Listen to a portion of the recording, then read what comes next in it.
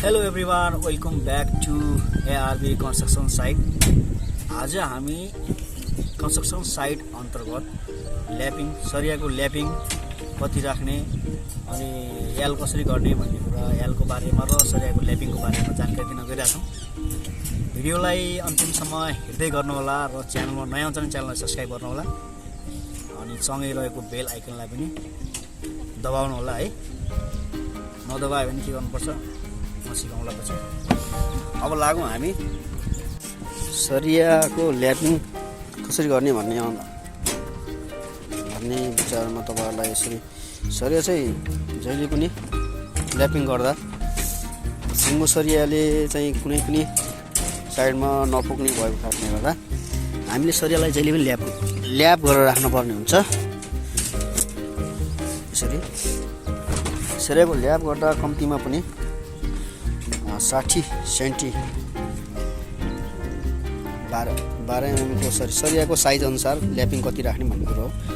अब हामीले चाहिँ यसमा 10 mm को सरियामा 3 फुट भन्दा बेसी नै स्ल्याब राखेका छौँ भने प्रत्येकमा ल्याबहरू राख्दा जहिले पनि सरिया एकै ठाउँमा ल्याब पर्नु दिनु हुँदैन। यसरी एउटा सरियामा यहाँ ल्याब राखेको छ भने एउटा सरियालाई छोडेर फेरि यसरी क्रसिङ गरेर ल्याब राख्नुपर्छ। सेम यस्तै गरेर लेस उता फ्रन्ट साइडमा पनि तपाईँको ल्यापिङ राख्दाखेरि जहिले पनि एकै ठाउँमा नपर्ने हिसाबले यो साइडमा पनि यो साइडमा यसरी एउटा साइड यसमा ल्याब छ, यसमा ल्याब छैन, अनि यसमा ल्याब छ, यसमा ल्याब छैन। यसरी ल्याब गर्दा जहिले पनि एउटालाई छोडेर एकै ठाउँमा नपर्ने हिसाबले ल्याब गर्नुपर्ने हुन्छ। यसरी ल्यापिङ गर्यो भने जोइन्टहरूमा इफेक्टहरू कम पर्न जान्छ। ल्यापिङहरू हामीले जहिले पनि एकै ठाउँमा नपारेर बिचमा जस्तो एउटा ल्याब छ भने एउटा ल्याबलाई छोडेर यसरी ल्याबहरू राख्ने गर्नुपर्छ।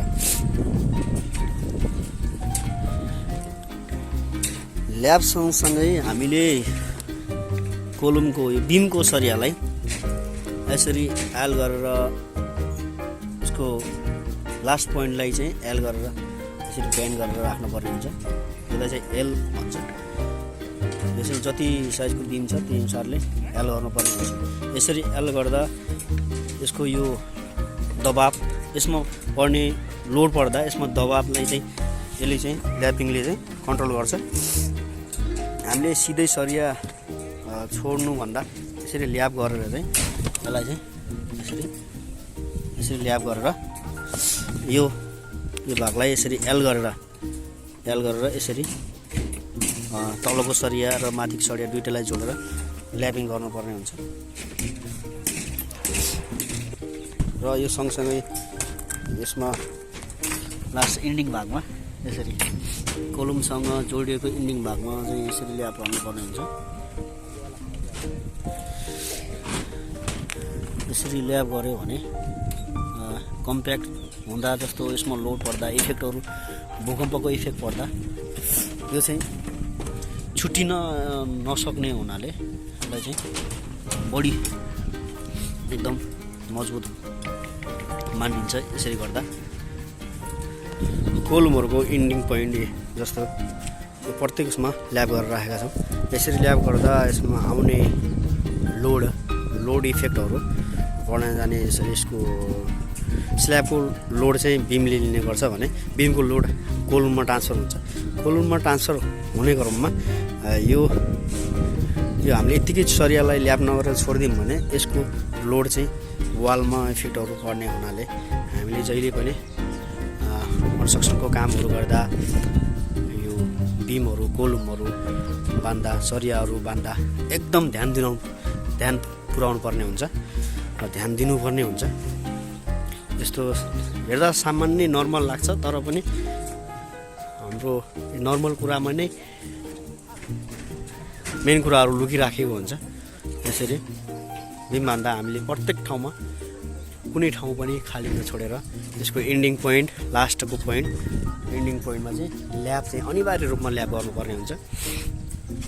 हामीले यो रिङहरू बान्दाखेरि पनि यो रिङको डिस्टेन्सहरू चाहिँ यो अन्य तुलनामा यस पिल्लरको नजिक चाहिँ अलि 1 इन्चीको डिस्टेन्स कम अन्य तुलनामा जस्तो अन्य 6 इन्ची बानेछौँ भने यो नजिकमा चाहिँ 5 इन्ची मतलब 2 फुट 2.5 फुटमा चाहिँ 5 इन्चीमा हामीले रिङ बान्नुपर्ने हुन्छ। भिडियो अन्तिमसम्म हेर्नु भएकोमा सबैजनालाई धन्यवाद। च्यानलमा नयाँ हुन्छ भने च्यानललाई सब्स्क्राइब गर्नु होला र हाम्रो भिडियोहरू पहिले हेर्नको लागि नोटिफिकेसन अन गर्नु होला र हाम्रो कन्स्ट्रक्सन सम्बन्धी जानकारी लिन अथवा कन्स्ट्रक्सन निर्माण सम्बन्धी सम्पूर्ण भिडियोहरू हेर्नको लागि हाम्रो च्यानलमा गएर भिजिट गर्न सक्नुहुन्छ।